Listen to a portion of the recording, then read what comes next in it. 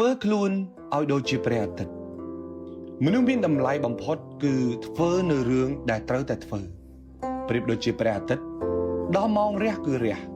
ដល់ម៉ោងលិចគឺត្រូវតែលិចដោយមិនខ្វល់ពីមេឃងងឹតមេឃខ្មៅស្រអាប់ឬអាកាសធាតុប្រែប្រួលបែបណានោះទេទូនីតិរបស់ព្រះអាទិត្យគឺត្រូវតែរះមនុស្សយើងក៏ដូចគ្នា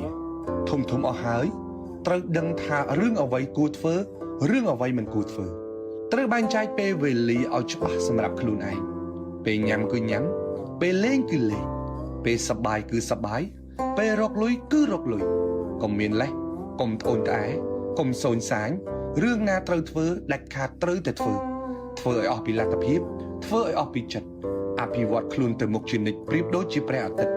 ខំមានពេលនៅរងចាំអ្នកណាឡើយមនុស្សមានតម្លៃពិតប្រាកដគឺធ្វើការផ្អែកទៅលើក្តីសុបិនរបស់ខ្លួនមិនធ្វើការអង្គុយចាំការតបស្នងនោះទេប្រៀបដូចជាព្រះអាទិត្យដល់ពេលរះគឺត្រូវតែរះទោះមន់មិនរងាវក៏ព្រះអាទិត្យនៅតែរះដែរមនុស្សខ្លះរស់នៅក្នុងអារម្មណ៍របស់អ្នកដទៃគេសរសើរបានខំប្រឹងតតែគេបញ្ចូលបានខំប្រឹងតតែគេរុញគូតបានខំប្រឹងពេលខ្លះតតែគេឌីលបានខំប្រឹងពោលគឺបណ្ដោយឲ្យអារម្មណ៍របស់អ្នកដទៃមកកំណត់បេសកកម្មរបស់ខ្លួនជារៀងរាល់ថ្ងៃយើងមានក្តីសុបិនមួយច្បាស់លាស់យើងដឹងអំពីបេសកកម្មរបស់យើងច្បាស់ណាស់យើងធ្វើការដើម្បីក្តីសុបិនរបស់យើងអ្នកណាស្អប់អ្នកណាស្រឡាញ់អ្នកណាពេបជ្រាយអ្នកណាខ្ពើមរអើមអ្នកណាប្រមាថមើលងាយមិនមែនជាឧបសគ្គសម្រាប់ការងាររបស់យើងទេយើងដឹងខ្លួនឯងច្បាស់ណាស់ថាយើងមកធ្វើការមិនមែនដើម្បីរឿងទាំងអស់នោះទេយើងមកធ្វើការដើម្បីគ្រួសាររបស់យើងមកធ្វើការដើម្បីកូនជាទីស្រឡាញ់របស់យើង